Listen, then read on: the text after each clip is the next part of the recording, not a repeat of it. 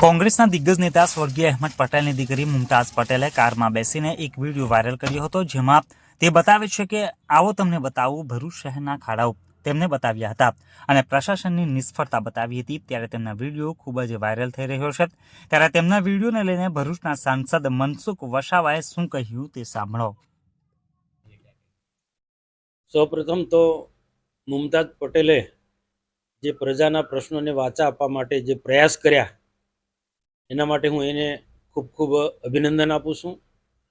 પરંતુ મારે એમને એક વિનંતી છે કે દિલ્હીમાં રહેવું ને 2-4 મહિને અહીંયા આવું ને આ રીતના વિડીયો દ્વારા પ્રજાના પ્રશ્નો ના ઉકેલાય, લોકોની વચ્ચે ફરવું પડે.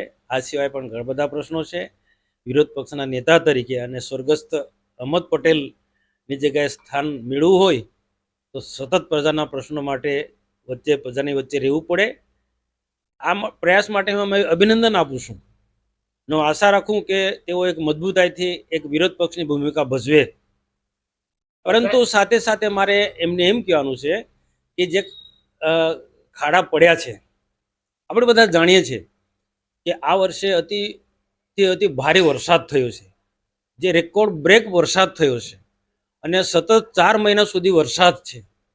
આ ભારે વરસાદના કારણે રોડ રસ્તા તૂટી જાય એ સ્વાભાવિક છે. ફક્ત અહીંયા નહીં, આખા ગુજરાતમાં તૂટે છે. વડોદરાની સ્થિતિ જો તમે જો, વર્ષો પછી વડોદરાની સ્થિતિમાં નિર્માણ થયું છે એ ભારે વરસાદના કારણે થયું. આ રોડ રસ્તા તૂટ્યા છે. અને બીજું, રોડ રસ્તા તૂટવાનું કારણ કે ભરૂચ જિલ્લામાં હેવી ઇન્ડસ્ટ્રીઝ આવી છે. Jhagadia GIDC, Ankleshwar GIDC, Panoli GIDC, દહેજ ઇન્ડસ્ટ્રીઝ એરિયા. આ ઇન્ડસ્ટ્રીની અંદર હેવી લોડેડ ગાડીઓ આવે છે ને હેવી લોડેડ ગાડીઓ જાય છે. એ ઉપરાંત કોરી ઉદ્યોગ પણ અહીંયા ધમધમે છે અને આના થકી અનેક લોકોને રોજગારી મળે છે. તો વરસાદ પડે ને આ બાજુ ઓવરલોડ ગાડીઓ જાય, હેવી વાહનો જાય, એના કારણે સ્વાભાવિક રસ્તા તૂટે. પણ સાથે પબ્લિકને નુકસાન ના થાય, તકલીફ ના પડે, એના માટે સમય પેચવર્ક કરતા જાય છે અધિકારીઓ. અને જેવો વરસાદ રહેશે તેવો તરત જ પાક્કા ડામરના રસ્તા બનાવશે સરકારનું આખું પ્લાનિંગ છે. આખા ગુજરાતની અંદર જ્યાં જ્યાં રસ્તા તૂટ્યા છે એ પાકા અને મજબૂતાઈ અને પ્રજાને તકલીફ ના પડે એ રીતના રસ્તા બનશે.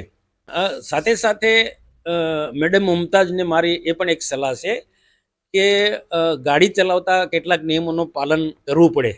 જે ગાડી ચલાવતા હોય એમને તો સીટ બેલ્ટ એમને પહેર્યો નથી, સીટ બેલ્ટ વગર ગાડી હંગારી છે, એ પણ એમને ગુનો લાગુ પડે છે. તો મારી એક અપીલ છે કે સીટ બેલ્ટ પહેરીને ગાડી ચલાવે.